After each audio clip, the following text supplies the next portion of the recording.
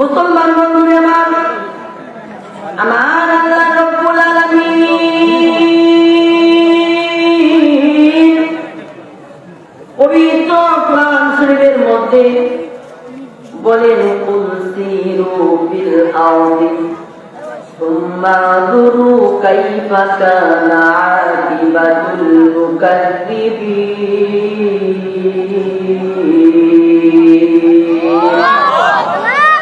মুসলমান বন্ধুরা আমার আল্লাহ রব্বুল আলামিন বান্দাদেরকে উদ্দেশ্য করে বলে, ও দুনিয়ার মানুষ,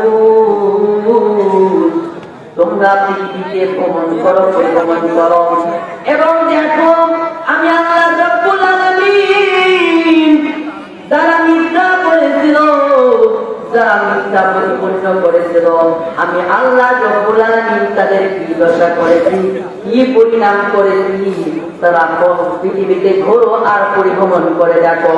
মুসলমান বন্ধুরা আমার, আল্লাহ এই কথাটা বুঝাচ্ছেন যে আপনারা ইতিহাস জানেন, আগের ইতিহাস জানেন, যারা মিথ্যা বলেছিল, নমরুদ মিথ্যা বলেছিল, আল্লাহ রব্বুল আলামিন তাকে সামান্য একটু মশা দিয়ে দুনিয়া থেকে চিরবিদায় করে দিয়েছিল। মুসলমান বন্ধুরে আমার, ফিরআউন মিথ্যা বলেছিল, আল্লাহ রব্বুল আলামিন নীল নদের পানির মধ্যে তাকে চুবাইয়া চুবাইয়া মারছে। মুসলমান বন্ধুরে আমার, আজকেও যারা মিথ্যা বলেছিল, আল্লাহ রব্বুল আলামিন তাদেরকেও এই দেশ ছাড়া করেছে। কথা বলেন ঠিক কিনা? আজকে আমি বলতে চাই, অনেক জেলা ঘুরি, অনেক ডিস্ট্রিক্ট করি, আজকে আমার কাকা বলে ডিজিটাল বাংলাদেশ। এই ডিজিটাল বাংলাদেশ বলতে বলতে, ডিজিটাল করতে করতে এমনকি স্টেজ পর্যন্ত ভেঙে গেছে। কথা বলেন ঠিক কিনা? তবু এই দেশকে আর ডিজিটাল বানানো হইল না। আমার এই কথা বলার কারণ হলো, আমি আমার ইউনিয়নের যতগুলো জায়গায় ঘুরি না কেন, আজ থেকে 16 বছর থেকে শুনে আসতেছি যে বাবারা এই স্টেজে এইখানে আসে বলে যায় যে বাবারা এবার শুধু নির্বাচনের জয়যুক্ত করে দেন, কালকেই থাকি আপনাদের আমি রাস্তার কাজ শুরু করবো বলে কি বলে নাই?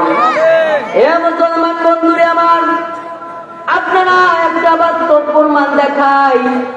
আপনারা যেই রাস্তা দিয়ে এসেছেন, পাশের যে নতুন মাদ্রাসা থেকে চান্দের পুকুর, এই রাস্তা হওয়ার কথা আজ থেকে 16 বছর আগ থেকে হওয়ার কথা।